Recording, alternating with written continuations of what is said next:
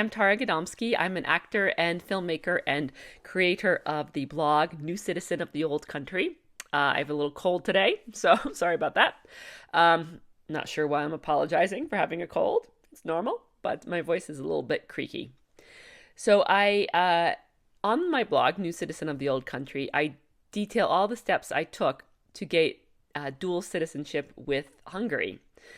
And I did that through the simplified naturalization process, i.e., through ancestry. And on my blog, I also talk about the old country and culture, thoughts, food, these kind of things. So please do check it out, New Citizen of the Old Country. But as I said on the blog, I wrote a 10-part, very detailed series of blog posts where I outline every step I took to get my dual citizenship. So I thought I would record the blogs as well, just reading the blog posts, and put them here on YouTube and on podcast to reach more people, because there's a lot of people out there who are eligible or who are interested in getting dual citizenship with Hungary. And I hope that my journey can help inspire you and keep you going or give you some ideas or tips. So please do look at my blog, New Citizen of the Old Country, or listen and watch the 4 episodes before this one so you can get each step in order. But this is part 5, my journey to Hungarian citizenship. And I'm going to read my blog post. Going the extra mile, or kilometer, all the extra steps I took to maximize my chances of success in gaining my Hungarian citizenship, including some tips you can take for your own journey. By nature and necessity, I'm a doer, as is my whole family. I'm certain that trait comes partly from my old country ancestors who were subsistence farmers. They had to do everything they could for success each season. Success wasn't just a nice feeling, it was survival. They brought that mindset to the U.S. when they emigrated, and it served them well as they encountered many hardships. Sometimes I think my sister and I work like we're still old country emigres. We've always held multiple jobs, worked hard in school, volunteered, do extracurriculars. We do everything as if our life depends on it, like our ancestors did when searching for their American dream. So in chasing my own Hungarian dream, I too went above and beyond. Thankfully, this did not include things my ancestors had to do. I didn't have to work in the coal mine, raise livestock, bake my own bread, but I worked for it.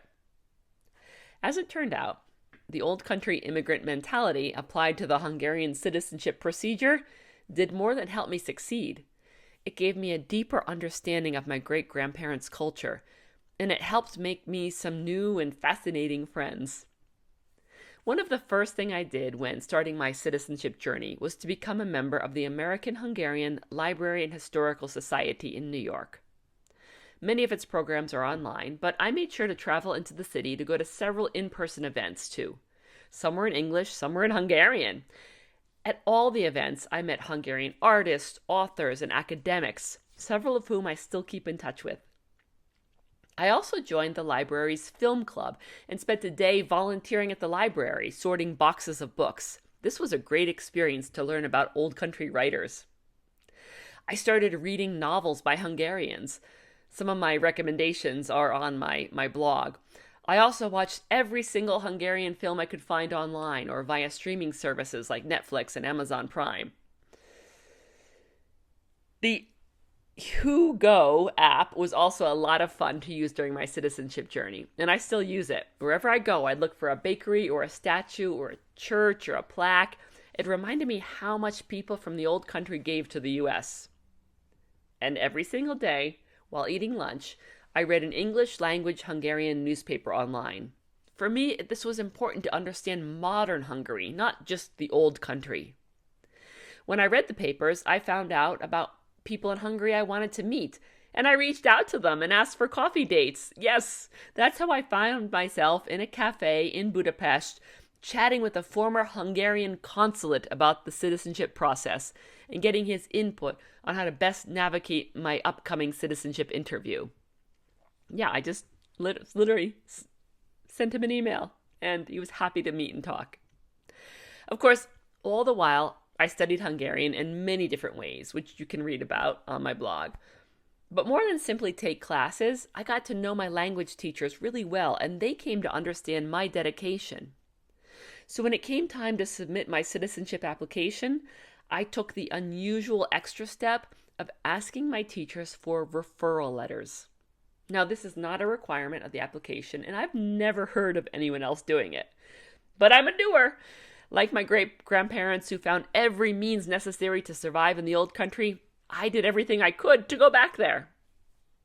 Now, important note that when reaching out to people for advice on my citizenship journey, I did it in the spirit of connection and friendship, not just with the idea of, what can you do for me? No one wants to be taken advantage of.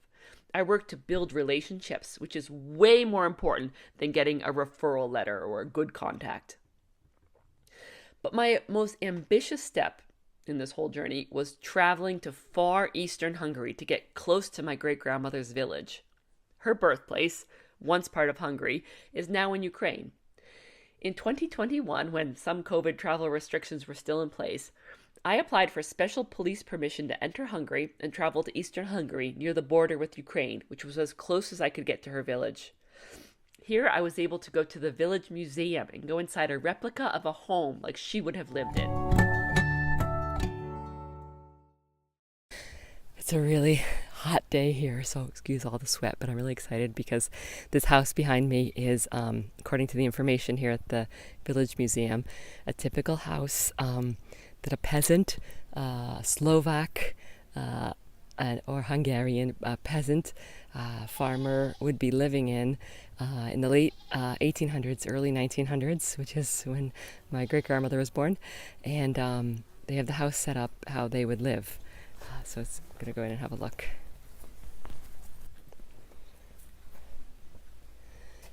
So there's a dirt floor, which I expected.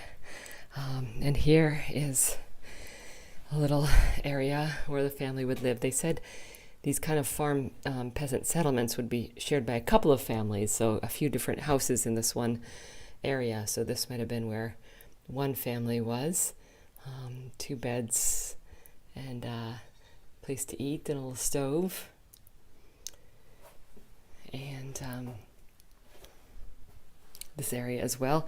Maybe this was like another room or maybe another family. I'm not totally sure because it's similar. 2 beds, a table, 2 beds,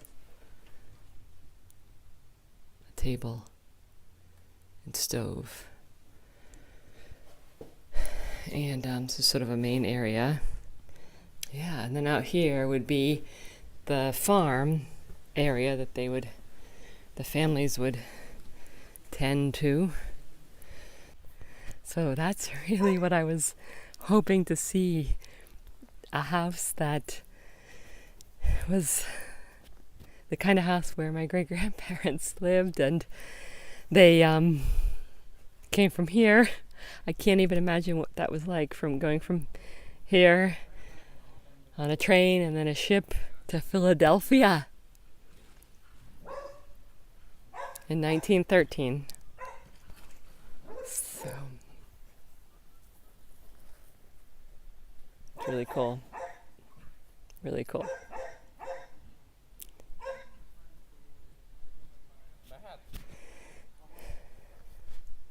As it turns out, going the literal extra mile to get close to my ancestral home was a huge benefit at my citizenship interview.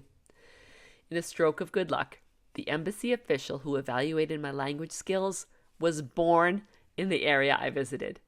So we were able to chat about it during the interview, in Hungarian, of course.